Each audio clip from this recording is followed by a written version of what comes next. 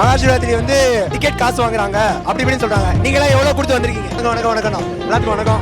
எல்லாரும் எங்க இருந்து வரீங்க? திருநெல்வேலியில இருந்து. எப்படி வரீங்க? ரதத்தை கொண்டு வந்தோம்னா ஆதிவீக ரதம் கொண்டு வந்துட்டு அப்படி மலையை ஏறி இறங்கிட்டோம்னா எந்த டயர்டும் கிடையாது. மகாசிவராத்திரி வந்து டிக்கெட் காசு வாங்குறாங்க அப்படி இப்படின்னு சொல்றாங்க. நீங்க எல்லாம் எவ்வளவு கொடுத்து வந்திருக்கீங்க? நான் பைசாவே கொடுக்கலண்ணா, எங்களுக்குலாம் பைசா எதுவுமே ஃப்ரீ ஃப்ரீ.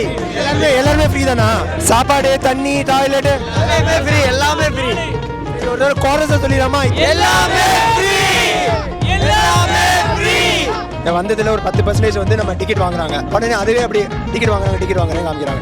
80% பார்த்தீங்கன்னா டிக்கெட் இல்லாமல் வந்து நம்ம அட்டன் பண்ணிட்டு போகிறோம். 2009 இருந்து சிவராத்திரி பார்த்துக்கிட்டு இருக்கிறேன். எங்கிட்ட இன்னைக்கு வர 10 காசு கூட எதுக்குமே கேட்டது கிடையாது. யாரும் நீங்க கோயிலுக்குள்ள போறதா இருக்கட்டும், பைரவி கோயிலுக்குள்ள போறதா இருக்கட்டும், எல்லா மக்களுக்கும் ஒரே இடம் தான், ஒரே வாய்ப்பு தான். கொடுக்குறவங்க கொடுக்கலாம். இப்போ நமக்குலாம் முடியாது அப்படிங்கிற பட்சத்துக்கு நம்ம ஃப்ரீயா வந்துட்டு இருக்கிறோம். இதே மாதிரி டொனேட் பண்றவங்க நிறைய பேர் இருக்காங்க. பொருளாதார தேவைகளுக்காக ஒரு சில விஷயங்கள் செய்யறாங்கன்னா அதை கட்டாயமா எல்லாத்தையும் கம்பல் பண்ணல.